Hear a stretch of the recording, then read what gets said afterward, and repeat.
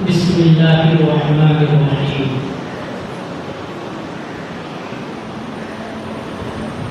تو انقلاب کی آمد کا انتظار نہ کر،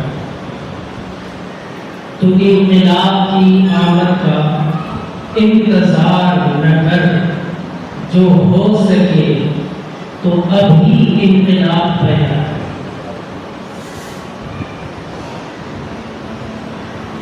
آج میں پڑھ رہا تھا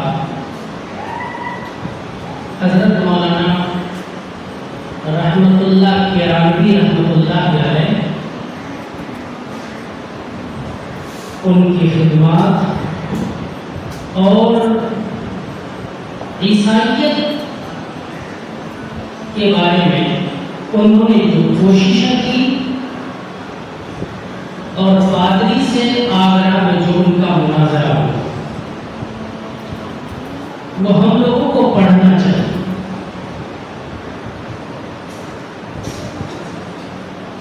لندن کے پارلیمنٹ میں یہ پاس ہوا تھا کہ اس ملک کو، ہندوستان کو، عیسائیت کے رنگ میں رنگ دیا جائے، اور اس لندن کے پارلیمنٹ میں اس تجویز کے پاس ہونے کے بعد ہندوستان میں بڑی تعداد میں وہاں سے پادریوں کو بھیجا گیا جو اس ملک کے کونے کونے میں جا کر یہاں کے لوگوں کو عیسائیت کے رنگ میں رنگ دیا جائے۔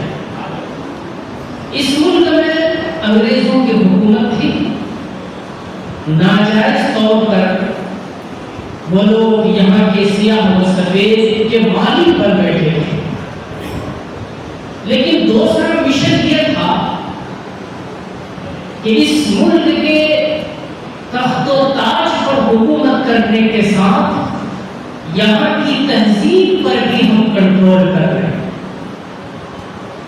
مسئلہ ان کے لیے مشکل نہیں تھا جن کا سر کئی جگہوں پر جھکتا ہے، مسئلہ ان کے لیے تھا جن کا سر صرف ایک جگہ جھکتا ہے۔ وہ دن بھی ہم نے دیکھا کہ دلی کی تاریخی مسجد میں وہاں کی سیڑھیوں پر چڑھ کر انہی پادریوں نے یہاں کے بسنے والے مسلمانوں اور علماء کرام کو للکارا کہ ہے کوئی جو عیسائیت کے خلاف ہم سے مناظرہ کر سکے، ہمارے سوالوں کا جواب دے سکے اور اس ملک کو عیسائیت کے رنگنے میں اس ملک کو بچا سکے۔ دلی کی شاہجہاں مسجد پر کھڑے ہو کر اعلان کیا جا رہا تھا کہ اس کو گرجا میں تبدیل کر دیا جائے۔ حضرت مولانا رحمت اللہ کیرانوی رحمت اللہ علیہ کھڑے ہوئے، انہوں نے کام شروع کیا،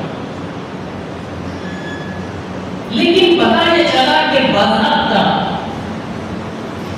ایک بہت بڑا پادری جو اس فن میں بڑا ماہر تھا اور وہ اپنے بارے میں یہ سمجھتا تھا کہ میرے چیلنج کو کوئی قبول نہیں کرے گا، اسے آگرہ بھیج دیا جاتا ہے اور پورا آگرہ ایک چھاؤنی بن جاتا ہے، باوجود یہ کہ وہاں مسلمانوں کی بڑی تعداد تھی، مگر اس آگرہ میں پادریوں کو اس طرح سے بھیجا جاتا ہے تو ایک چھاؤنی کی شکل بن جاتی ہے۔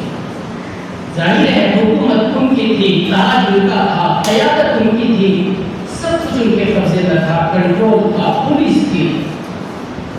حضرت مولانا رحمت اللہ کیرانوی رحمت اللہ علیہ آگرہ آتے ہیں، وہ پادری کہیں اور گیا ہوا ہے، حضرت مولانا انتظار کرتے ہیں ان کے آنے کا، لیکن وہ نہیں پہنچتے ہیں۔ پھر خط و کتابت شروع کرتے ہیں اور 10 اپریل 1854 کی تاریخ طے ہوتی ہے مناظرہ کی۔ ایک طرف حضرت مولانا رحمت اللہ کیرانوی ہے طرف بڑے بڑے پادری ہیں اور مکمل طور پر فورسز ہے، پولیس ہے، وہاں کی حکومت ہے. مناظرہ شروع ہوتا ہے. نص الوہیت مسیح، نبوت محمدی صلی اللہ علیہ وسلم، قرآن پڑھا، اس طرح کے موضوعات پر پہلا ہی مناظرہ ہوتا ہے. حضرت مولانا رحمت اللہ کیرانوی تمام اصول و ضوابط کو ماننے کے بعد ان کی تقریر شروع ہوتی ہے. سب سے پہلے توریت کی تحریفات، اور وہ ایسی تقریر تھی دلائل سے، شواہد سے، وہ گفتگو ایسی جامع اور مدلل تھی کہ پادری کو سمجھ ہی نہیں آیا ان کی گفتگو کہاں سے ہو رہی ہے. وہ تو سمجھ رہے تھے کہ 48 کوئی صاحب ہے، مگر انہیں کیا پتا تھا اس مولوی کے لباس میں کوئی شیخ بیٹھا. اس کے بعد پھر پہلے دن کا مناظرہ ختم، دوسرے دن بھی مناظرہ شروع ہوتا ہے. دوسرے دن کا جو مناظرہ تھا وہ اتنا دلچسپ تھا کہ اس دن تو پارٹی کو کوئی بات ہی سمجھ میں نہیں آئی کہ ہمارا رحمت اللہ کیرانوی کیا کہنا چاہتے ہیں. شروع میں کوشش یہ کیا کہ قرآن کریم کی آیات کو غلط پڑھ کر دلیل کے طور پر پیش کرنا چاہا، مگر مولانا رحمت اللہ کیرانوی نے پوری مضبوطی سے ثابت کیا اس طرح سے واقعہ ہوتا ہے. اور تیسرے دن کے سورج طلوع ہونے سے پہلے وہ جو سب سے بڑا پادری تھا وہ یہاں سے بھاگا، اور بھاگنے کے بعد سیدھے وہ لندن میں جا کے سانس لیا.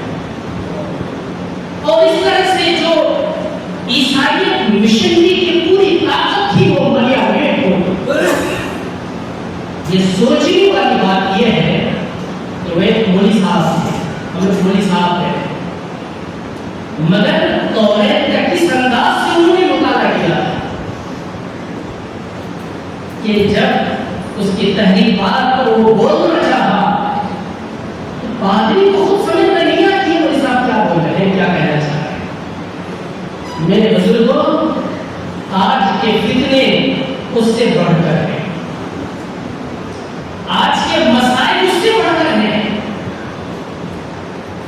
وہ دن وہ تھا کہ سوشل میڈیا کا دور نہیں تھا، وہ دن وہ نہیں تھا کہ اگر ایک گفتگو ہو تو پوری دنیا تک پہنچایا جا سکے.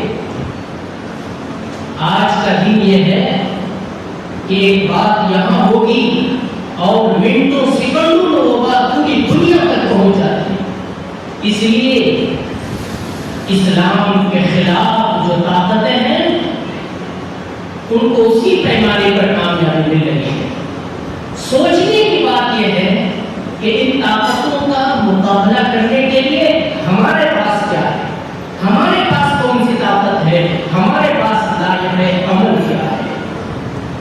یاد رکھیے، آپ علماء کرام ہیں، آپ کے ہاتھوں میں قیادت ہے اور یہ قیادت رہے گی. جس دن یہ قیادت ختم ہوئی قیامت ہے.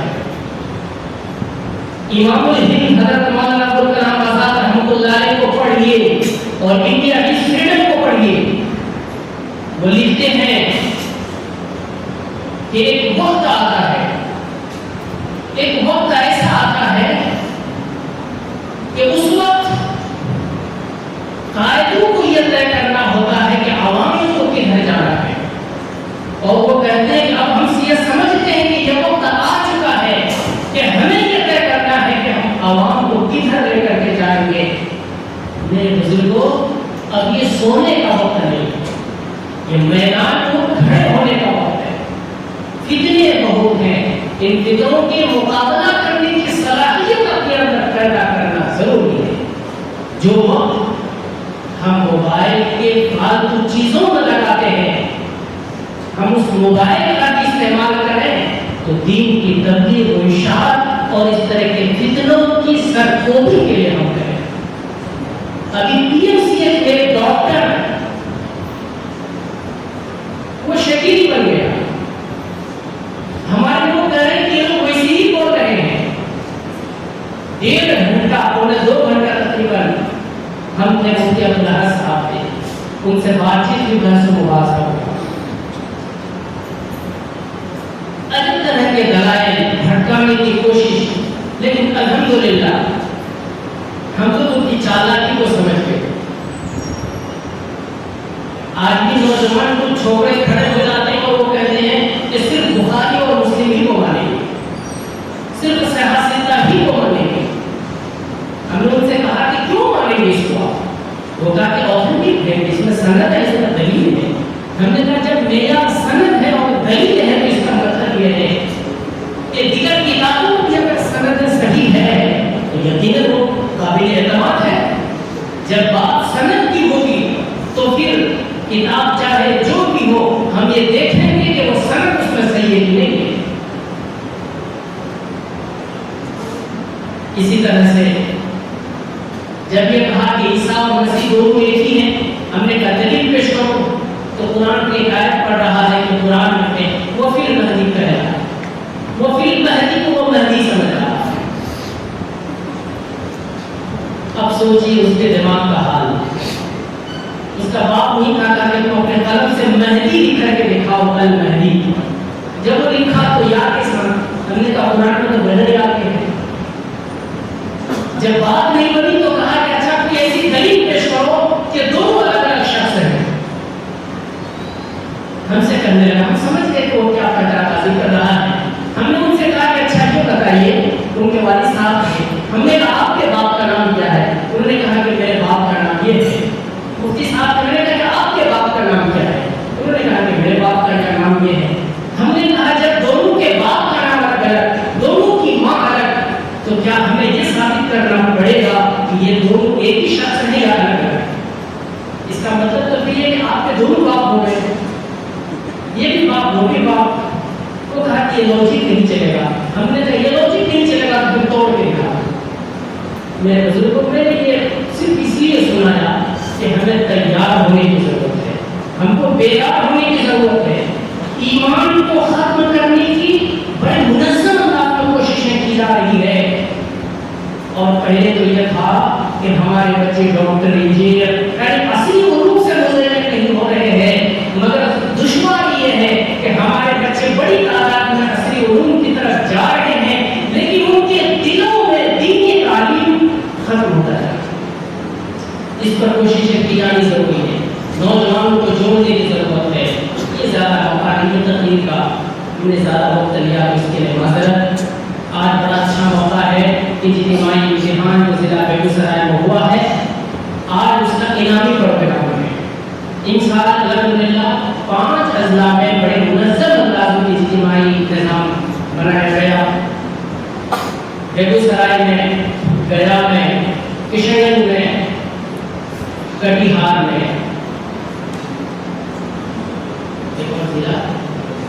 پورنیہ میں, اور ان 5 اضلاع میں 2351 طلبہ اس امتحان میں شریک ہوئے.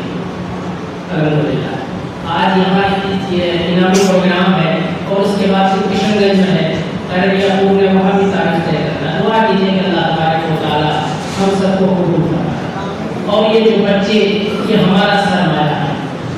جو بچے شریک ہوئے ہیں اس امتحان میں, جو شریک نہیں ہو سکے وہ شریک ہوں گے, ان سب کے لیے دعا کیجیے کہ اللہ ان سب کو دین کا داعی اور اسلام کا سپاہی بنائے. آمین.